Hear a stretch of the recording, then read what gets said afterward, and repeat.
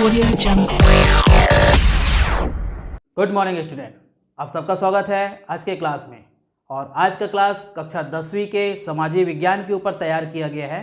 और इस क्लास में सबसे मज़ेदार चीज़ ये है कि जो 17 मार्च को एग्ज़ाम होने वाला है आपका सामाजिक विज्ञान के लिए, उसके लिए बहुत ही इम्पोर्टेंट क्वेश्चनों का चैप्टर वाइज सिलेक्शन किया गया है। और इस क्लास में जितने भी क्वेश्चन हैं उनकी तैयारी करके आप अपने एग्ज़ाम को बहुत ही अच्छे से परफॉर्म कर सकते हैं। तो बिना स्किप किए आप इस क्लास को शुरू से अंत तक देखिए, जिससे आपको सारे क्वेश्चन क्लियर हो जाएंगे। ठीक है, चलिए स्टार्ट करें आज के पहले अध्याय से। आइए स्टार्ट करते हैं आज का पहला अध्याय, संसाधन एवं विकास। तो संसाधन एवं विकास आपके स्क्रीन में दिखाई दे रहे होंगे। इसमें पहला क्वेश्चन है जो कि बहुत ही इम्पोर्टेंट है, प्राकृतिक संपदा किस प्रकार संसाधन बनती है, उदाहरण देकर समझाइए।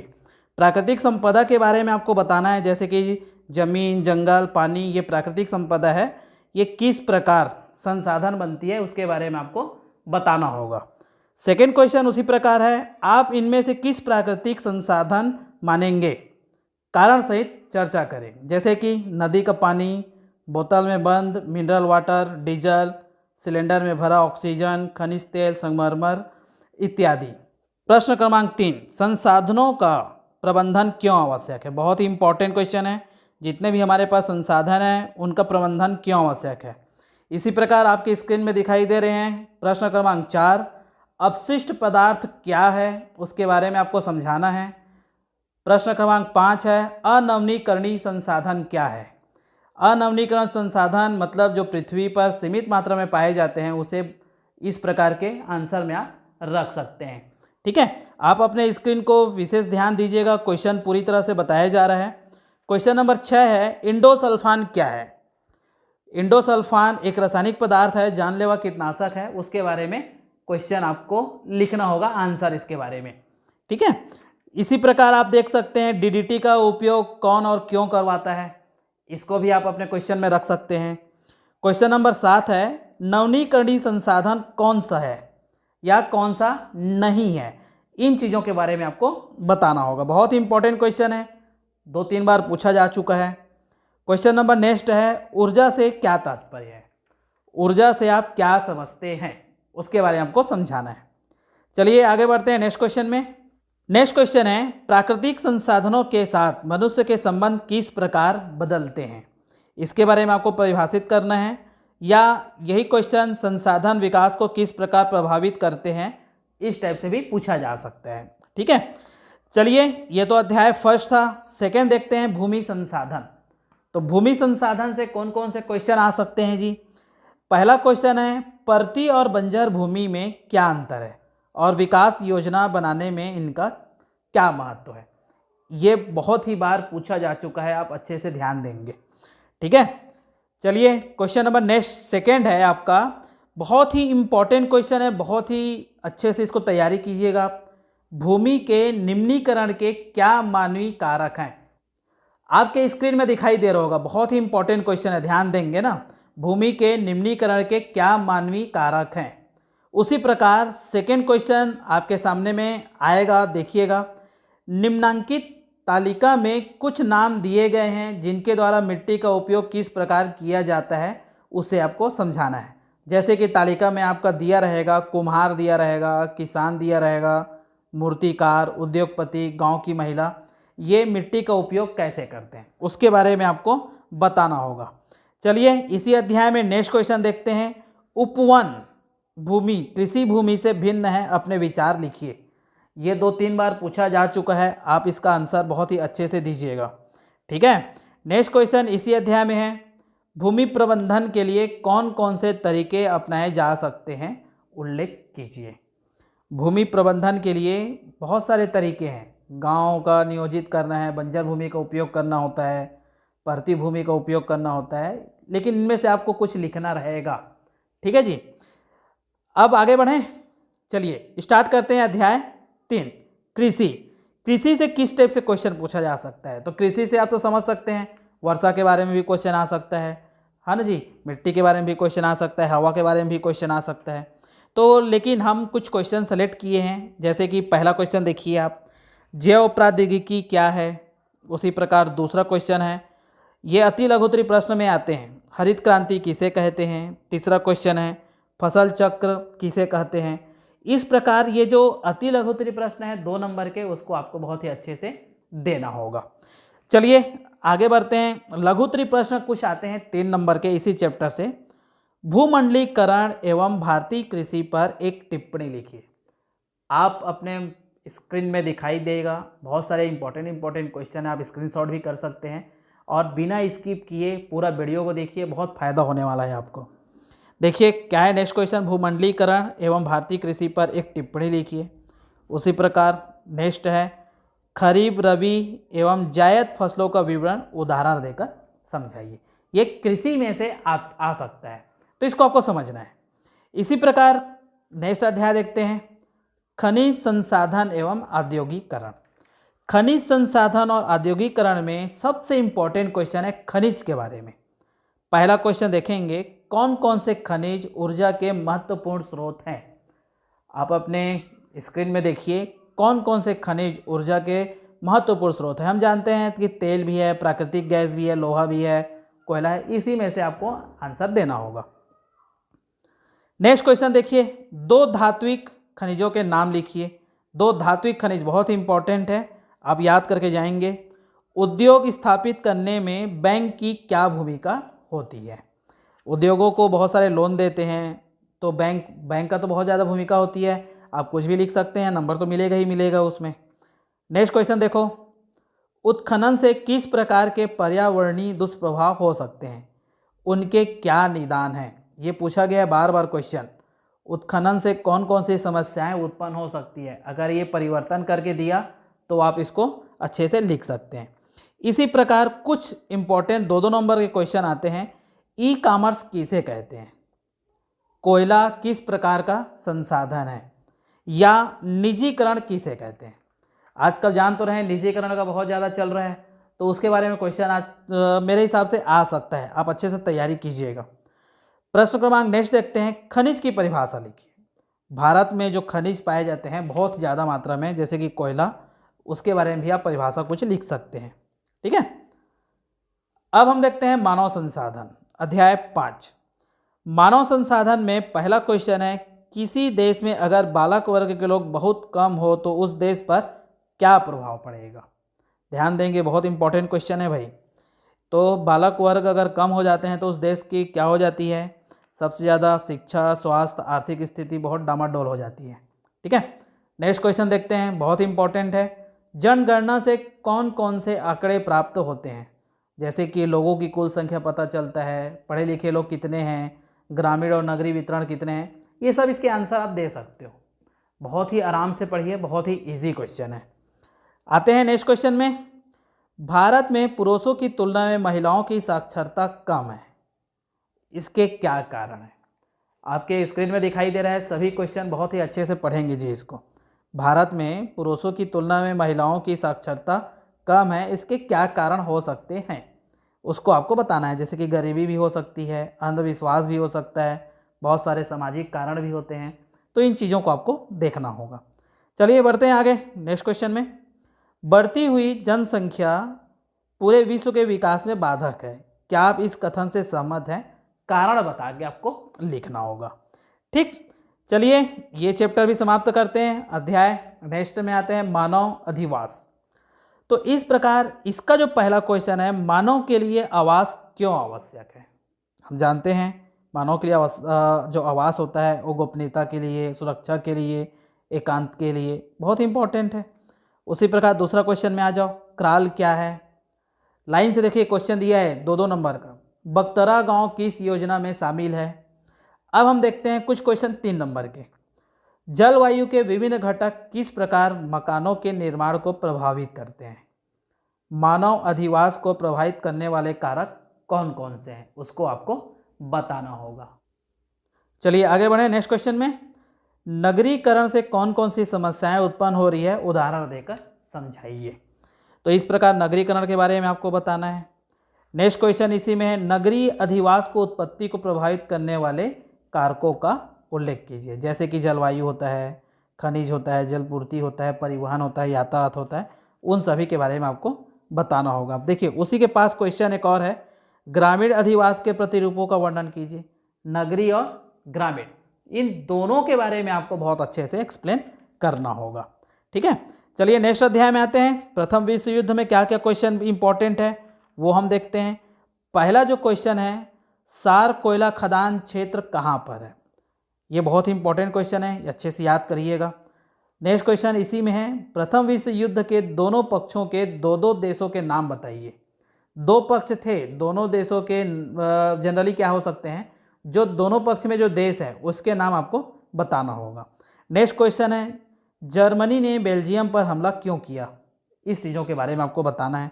वर्चस्व बढ़ाने के लिए, आप तो जान तो रहे, कोई देश दूसरे देश के ऊपर क्यों आक्रमण करता है। ठीक है, चलिए अब इसी में नेक्स्ट क्वेश्चन है, युद्ध के अंत तक आते आते विभिन्न देशों में क्रांतियां क्यों हुई। प्रथम विश्व युद्ध जब खत्म हुआ उसके अंत तक बहुत सारे देश थे, उनमें क्रांतियां जो थी वो क्यों हुई, उसके बारे में आपको बताना है। ठीक है, चलिए इसी में है, राष्ट्र संघ की स्थापना कब और क्यों की गई है। राष्ट्र संघ की स्थापना जो 1920 में हुई है वो क्यों की गई है। नेक्स्ट क्वेश्चन बहुत ही इंपॉर्टेंट क्वेश्चन है, जर्मनी में हिटलर ने कौन सी पार्टी बनाई। हिटलर के तो पार्टी का नाम तो आप सब जानते हो, नाजी दल का गठन किया गया था। नेक्स्ट क्वेश्चन इसी में है, अक्टूबर क्रांति के बाद रूस कौन सा देश बना। ये बहुत ही इंपॉर्टेंट क्वेश्चन है, हर साल पूछा जाता है, इसको अच्छे से याद करके जाइए। नेक्स्ट क्वेश्चन है, प्रथम विश्व युद्ध का तात्कालिक कारण क्या था। इस युद्ध का जन सामान्य पर क्या प्रभाव पड़ा। बहुत ही इंपॉर्टेंट है, ये तो आना ही आना है, 2 नंबर में भी आ सकता है और दीर्घ उत्तरी क्वेश्चन में तो ये आएगा ही आएगा। नेक्स्ट क्वेश्चन देखो, वर्साई की संधि किन राज्यों के मध्य हुई थी। इस संधि की प्रमुख शर्तें कौन कौन सी थी। शर्त के बारे में 1-2 याद कर लीजिएगा आप। ठीक है, चलिए इसी में हम नेक्स्ट क्वेश्चन देखते हैं, बहुत ही इंपॉर्टेंट है, राष्ट्र संघ की स्थापना कब हुई, इसके किन्हीं 3 सिद्धांतों को लिखिए। ये इंपॉर्टेंट है, इसको आप बहुत ही अच्छे से ध्यान देंगे। ठीक है, चलिए अब बढ़ते हैं हम अध्याय नेक्स्ट, 2 विश्व युद्धों के बीच रूसी क्रांति और महामंदी। तो इन चीज़ों के बारे में आपको ध्यान देना है। फर्स्ट क्वेश्चन इसी में है, रूस में औद्योगिकरण के लिए किस प्रकार धन जुटाया गया। ये पहला क्वेश्चन है आपका। दूसरा इसी में है, आर्थिक मंदी के दौर में वस्तुओं की कीमतें क्यों घटी, इसका उद्योगों पर क्या प्रभाव पड़ा। ये बहुत ही इंपॉर्टेंट क्वेश्चन है, इसको ध्यान दीजिएगा। तीसरा क्वेश्चन देखिए, आर्थिक मंदी कब हुई, कब प्रारंभ हुई, इसको भी बोल सकते हैं। इसी प्रकार आपकी स्क्रीन में दिखाई दे रहा होगा चौथा क्वेश्चन, लोकतंत्र में स्वतंत्र अभिव्यक्ति का क्या स्थान है। बहुत ही इंपॉर्टेंट क्वेश्चन है, स्वतंत्र अभिव्यक्ति लोकतंत्र में सफल नहीं हो पाया है, लेकिन जनहित कार्य के लिए पूर्ण नहीं हो पाएंगे, इन सब चीज़ों के बारे में आपको उसमें लिखना होगा। इसी में पांचवा क्वेश्चन जो है, रूस की क्रांतिकारी सरकार ने कौन कौन से कार्य रूस में किए हैं। ये इन चीज़ों को आप अच्छे से ध्यान दीजिए। चलिए अब नेक्स्ट अध्याय में हम लोग आते हैं। तो नेक्स्ट अध्याय आपको जो बोलता है 2 विश्व युद्धों के बीच जर्मनी में नाजीवाद और दूसरा विश्व युद्ध। आप ये ध्यान दीजिएगा, ये टॉपिक भी हो सकता है, क्वेश्चन के ऊपर आप विशेष ध्यान दीजिएगा। टॉपिक में जो इम्पोर्टेंट है वो क्वेश्चन संभावित क्वेश्चन है, आप इसमें तैयारी करके अपना नंबर बढ़ा सकते हैं, लेकिन मैं ये कभी नहीं बोलूँगा कि इसमें 100% क्वेश्चन आएंगे। आप अपनी मर्जी से कुछ और क्वेश्चन तैयारी कीजिएगा बहुत ही अच्छे से। चलिए इसमें देखते हैं नेक्स्ट, जापान ने किस परिस्थितियों में आत्मसमर्पण किया, इन चीज़ों को आप ध्यान देंगे। दूसरा था, जर्मनी ने पोलैंड के साथ कैसा व्यवहार किया। तीसरा क्वेश्चन है, हिटलर किनका घोर विरोधी था। ये 2-2 नंबर के क्वेश्चन है, अति लघुत्तरी। तो अगर आप थोड़ा सा ऊपर आते हैं तो 3 नंबर के जो क्वेश्चन पूछे जा सकते हैं, हिटलर और मुसोलिनी की रैलियों में क्या समानता थी। उसी प्रकार जर्मनी की जीत का विश्व पर क्या प्रभाव पड़ता है। तो इन चीज़ों को आप अच्छे से ध्यान दीजिएगा। ठीक है जी। नेक्स्ट क्वेश्चन है, बहुत ही इंपॉर्टेंट है, संयुक्त राष्ट्र सुरक्षा परिषद में किन्हें विशेष अधिकार दिए और क्यों दिए। इस टाइप से क्वेश्चन को आप अच्छे से प्रिपरेशन करके रखेंगे। ठीक है, चलिए हम बढ़ते हैं नेक्स्ट क्वेश्चन में। क्वेश्चन नंबर 7, इटली में मुसोलिनी के उत्कर्ष के 4 कारण लिखिए। ये उत्कर्ष के जो कारण दिया गया है उस चीज़ों को आपको अच्छे से एक्सप्लेन करना होगा। नेक्स्ट बहुत इंपॉर्टेंट है, पूछा भी गया है, फासीवाद के 4 लक्षण लिखना है आपको, ठीक है। अब आगे बढ़ें नेक्स्ट में। नेक्स्ट अध्याय जो दिया हुआ है उपनिवेशों का खात्मा और शीत युद्ध। पहला क्वेश्चन इसमें है, आपकी स्क्रीन में देखिए कंटिन्यू क्वेश्चन है। ज़्यादा लंबा वीडियो को नहीं खींचना है, इसलिए मैं कंटिन्यू क्वेश्चनों को बोल रहा हूँ, आप इसमें से नोट डाउन करिएगा और अच्छे से इसको एक्सप्लेन कीजिएगा। पहला दिया गया है, इंडोनेशिया की स्वतंत्रता में जापान की क्या भूमिका थी। इंडोनेशिया कब स्वतंत्र हुआ, इस टाइप से क्वेश्चन घुमा के पूछ सकता है। वियतनाम के स्वतंत्रता आंदोलन में भूमि सुधार क्या महत्व था, इसको भी आप अच्छे से एक्सप्लेन कीजिएगा। नेक्स्ट क्वेश्चन जो बहुत ही इंपॉर्टेंट है, पूछा गया है बार बार, भारतीय स्वतंत्रता आंदोलन और अफ्रीका के स्वतंत्रता आंदोलन में क्या समानताएं थी और अंतर थे। इन दो चीज़ों को आप अच्छे से तैयारी करके रखिएगा, ठीक है। परमाणु निशस्त्रीकरण कैसे संभव हुआ, परमाणु के बारे में क्वेश्चन तो शायद पूछा ही जाएगा। देखिए इस चैप्टर में 4-5 क्वेश्चन में एक्स्ट्रा रखा हूँ, इसको घुमा घुमा के पूछा जा सकता है। जैसे कि उपनिवेशों की स्वतंत्रता के पक्ष में कौन से राष्ट्र थे, स्क्रीन में देखिए कंटिन्यू आपको दिखाई देंगे 2-3 क्वेश्चन। शीत युद्ध किन 2 देशों के मध्य हुआ, साम्राज्यवाद क्या है, शीत युद्ध से क्या समझते हैं, और भूमि सुधार आंदोलन की वियतनाम में क्या महत्व था। देखिए शीत युद्ध के बारे में क्वेश्चन पूछा गया है, 2 क्वेश्चन। साम्राज्यवाद को कैसे विस्तार किया जाता है, कैसे किया नहीं जाता। उपनिवेशों की स्वतंत्रता के पक्ष में कौन कौन से राष्ट्र थे, जैसे कि संयुक्त राज्य अमेरिका था, रूस था, इन दोनों के बारे में आपको बताना होगा। चलिए अब आगे बढ़ते हैं नेक्स्ट क्वेश्चन की ओर। 12वीं सदी में संचार माध्यम बहुत ही इंपॉर्टेंट है, इन चीज़ों के बारे में आपको अच्छे से समझना है। जैसे कि पहला, इलेक्ट्रॉनिक मीडिया के 4 प्रमुख उदाहरण दीजिए। कौन कौन से इलेक्ट्रॉनिक मीडिया हो सकते हैं, हम जानते हैं टेलीफोन है, टेलीविज़न है, रेडियो है, टेलीग्राफ है। इन चीज़ों के बारे में आपको अच्छे से समझना होगा। उसी प्रकार नेक्स्ट क्वेश्चन है, मुद्रित माध्यम और टीवी के संप्रेषण में आप क्या समानता और अंतर देखते हैं। बहुत ही ईजी है, आप हमेशा देखते हैं टीवी वगैरह, उसके बारे में बताना होगा।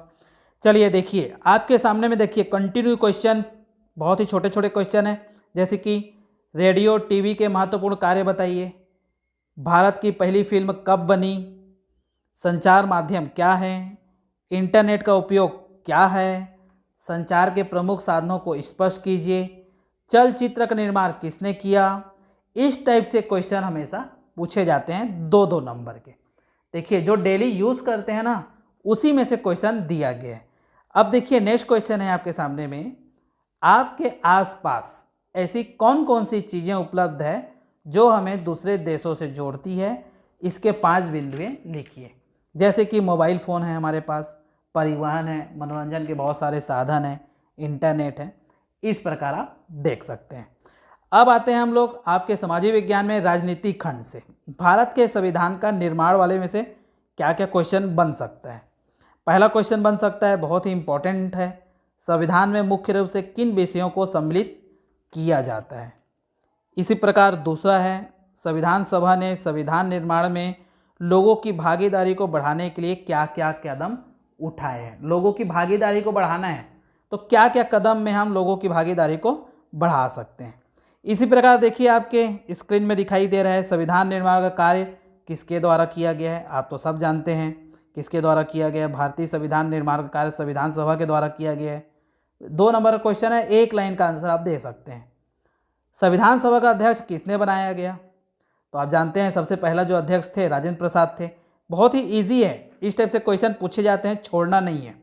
इसी प्रकार नेक्स्ट जो टॉपिक था हमारा, संविधान, शासन व्यवस्था और सामाजिक सरोकार, उसमें से आपके स्क्रीन को देखिए, लाइन से देखिएगा।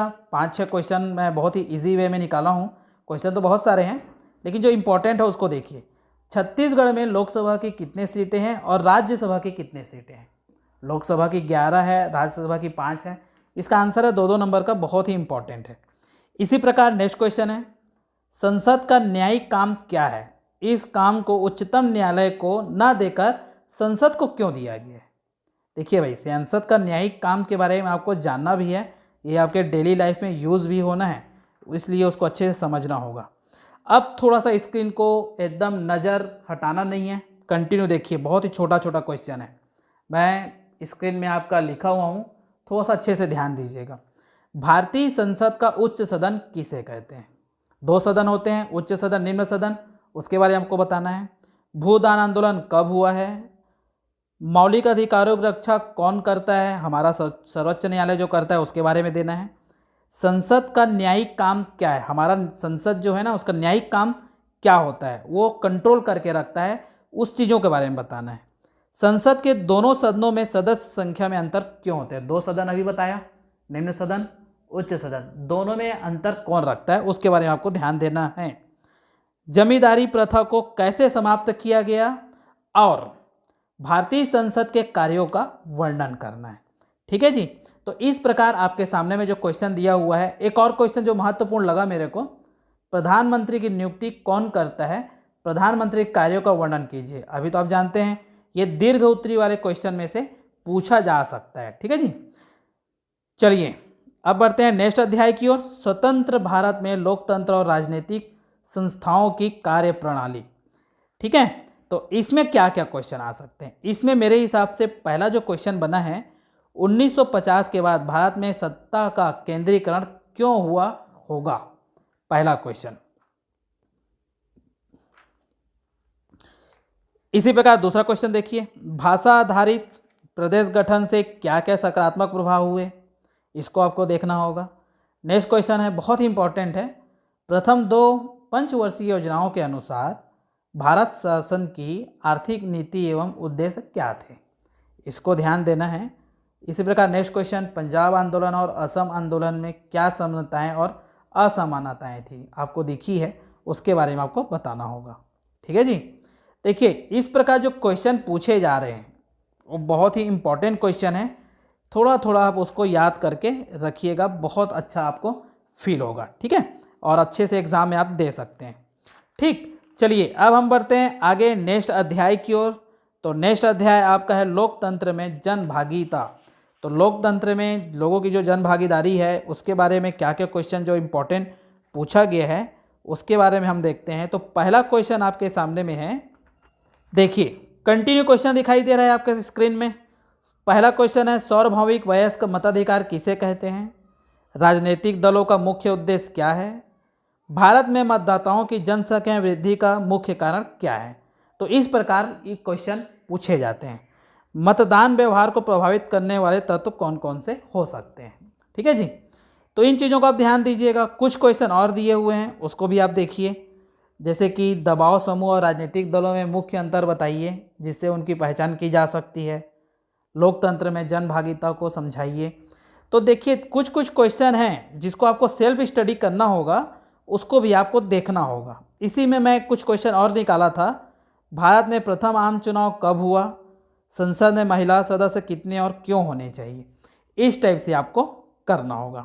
ठीक है, चलिए अब आगे बढ़ते हैं हम लोग नेक्स्ट अध्याय की ओर। तो नेक्स्ट अध्याय आपका है विकास की समझ। तो विकास की समझ में से मेरे को जो लगा वो पहला क्वेश्चन या मेरे को जो इम्पोर्टेंट लग रहा है वो है, विकास को मापने के प्रमुख संकेत कौन कौन से हैं? देखिए ध्यान से, विकास को मापने के प्रमुख संकेत कौन कौन से हैं। दूसरा है, एक अनुच्छेद लिखिए कि भारत को कैसे विकसित किया जा सकता है। मतलब आपके विचार उसमें लिखना है कि भारत को कैसे विकसित किया जा सकता है। ठीक है जी, तो इसी प्रकार छोटे छोटे क्वेश्चन हैं जिसको आपको छोड़ना तो नहीं है ना, लिख के आना है। नेक्स्ट क्वेश्चन देखते हैं, विकास क्या है अथवा विकास से आप क्या समझते हैं? देश के विकास का सूचक क्या है? हमारे देश के विकास का जो सूचक है राष्ट्रीय आय है ना, उसके बारे में आपको बताना है। 2 नंबर का क्वेश्चन है, बहुत ही इजी है। इसी प्रकार देखिए आपके स्क्रीन में, जीवन प्रत्याशा क्या है? सरकार द्वारा बिजली सुविधा किसके लिए प्रदान की जाती है? और नेक्स्ट बहुत ही इंपॉर्टेंट क्वेश्चन है, गांव के विकास का लक्ष्य क्या होना चाहिए? तो इस प्रकार आप अपने समाजी विज्ञान के लिए क्वेश्चनों का संग्रह करके रख सकते हैं और इसकी तैयारी आपको बहुत अच्छा मदद करेगी। आप अपने एग्जाम में ये रिवीजन के लिए रख सकते हैं। ठीक है, चलिए नेक्स्ट अध्याय देखें, मुद्रा एवं साख। क्रेडिट कार्ड क्या है? मुद्रा से आप क्या समझते हैं? साख से क्या समझते हैं? अपने शब्दों में लिखना है।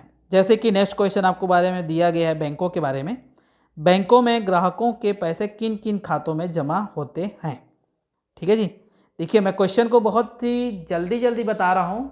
कारण क्या है कि आपको रिवीजन करना है, इन चीज़ों को देखना है, आपकी तैयारी कौन सा हुआ है कि कौन सा नहीं हुआ है इसके बारे में आपको बताना होगा। ठीक है। नेक्स्ट क्वेश्चन देखिए, ऋण के लिए शर्तें जैसे कि ब्याज दर, समय, जमानत, गिरवी आदि की आवश्यकता क्यों होती है भाई। इसी प्रकार यदि भारतीय रिजर्व बैंक वाणिज्यिक बैंक पर नियंत्रण नहीं रखे तो मुद्रा एवं साख व्यवस्था पर क्या प्रभाव पड़ेगा। इन चीज़ों के बारे में आप अच्छे से समझिएगा। क्वेश्चन कभी इसी में से 2 नंबर का दे देता है तो किसी में 3-4 नंबर का भी दे सकता है। अब आप अपने स्क्रीन को देखिए, छोटा छोटा क्वेश्चन आपके सामने में मैं किया हूं। सर्वप्रथम सिक्के कैसे बनाए गए। नेक्स्ट था भविष्य की मुद्रा क्या होती है। इलेक्ट्रॉनिक माध्यम से लेन देन करना उचित है या नहीं है, तो है तो क्यों है। संयुक्त राज्य अमेरिका की मुद्रा क्या है। भारत सरकार का केंद्रीय बैंक कौन सा है। किस प्रकार के खाते में बैंक अधिक ब्याज देती है। उसी प्रकार बाजार से क्या आशा है। भारतीय रिजर्व बैंक की भूमिका पर संक्षिप्त टिप्पणी लिखिए या भारतीय रिजर्व बैंक के 5 कार्य लिखिए। भारतीय रिजर्व बैंक पूछ देगा या बैंक के 5 कार्य पूछ देगा। तो आपके सामने में जो क्वेश्चन दिया हुआ है ना, उसको अच्छे से स्टडी कीजिएगा आप। ठीक है जी। चलिए अब बढ़ते हैं नेक्स्ट अध्याय की ओर। नेक्स्ट अध्याय है खाद्य सुरक्षा। तो खाद्य सुरक्षा के बारे में आपको क्या क्या जानकारी चाहिए, जैसे कि हम जो वस्तु खाते हैं किस प्रकार होनी चाहिए, जैसे कि उसकी मैन्युफैक्चरिंग क्या है उसको जानना चाहिए, एक्सपायरी डेट है उसको भी जानना चाहिए। तो उसी से रिलेटेड देखिए क्वेश्चन, खाद्य सुरक्षा के उद्देश्य बताइए। ऐसा क्या कारण हो सकता है कि 70 के दशक के बाद अनाजों के उत्पादन में तेजी से वृद्धि होने लगी है। पीडीएस के संचालन के लिए एफसीआई कैसे मदद करता है। ये हमारे किससे रिलेटेड है भाई, जो चैप्टर है उससे आपको पढ़ना होगा। सरकार बफर स्टॉक क्यों बनाती है। दीर्घकालीन भूख से स्वास्थ्य पर क्या क्या प्रभाव पड़ता है। इन चीज़ों को आप अच्छे से समझना है। जैसे कि एक और चीज़ है, खाद्य सुरक्षा के प्रमुख आयाम क्या क्या हो सकते हैं, अपने हिसाब से लिखना है। संतुलित आहार क्या है, इसकी हमारी शरीर पर क्या हो सकता है। देखिए छोटा छोटा क्वेश्चन है, बहुत ही इंपॉर्टेंट है, उसको आपको समझना है। कुछ क्वेश्चन और बहुत ही सिलेक्टेड है। मनुष्य की प्राथमिक आवश्यकता क्या होती है। अनाज की कमी की समस्या कैसे दूर की जा सकती है। मोटे अनाजों के बारे में लोगों का क्या दृष्टिकोण है। सार्वजनिक वितरण प्रणाली क्या है। आपके स्क्रीन में जो क्वेश्चन दिखाई दे रहे हैं ना, उसकी तैयारी आप अच्छे से करिए। ठीक है। जैसे कि देखिए 2-3 क्वेश्चन और सामने में है। मध्याह्न भोजन का क्या लाभ होता है। कुपोषण के कारण क्या हो सकते हैं। तो इन चीज़ों को आपको समझना है। अब नेक्स्ट अध्याय हमारे पास है वैश्वीकरण से। तो वैश्वीकरण में आपके स्क्रीन में देखिए मैं कुछ क्वेश्चन डाउनलोड किया हूँ आपके लिए। उसके लिए आपको देखना है या प्रिपरेशन किया गया है, आप इसको बहुत ही अच्छे से समझिए। इम्पॉर्टेंट क्वेश्चन है आपके एग्ज़ाम के लिए, आप तैयारी कर सकते हैं। तो चलिए, आपका एग्ज़ाम अब ज़्यादा समय तो बचा नहीं है, उसके लिए आपको प्रिपरेशन करना ही होगा। All the best.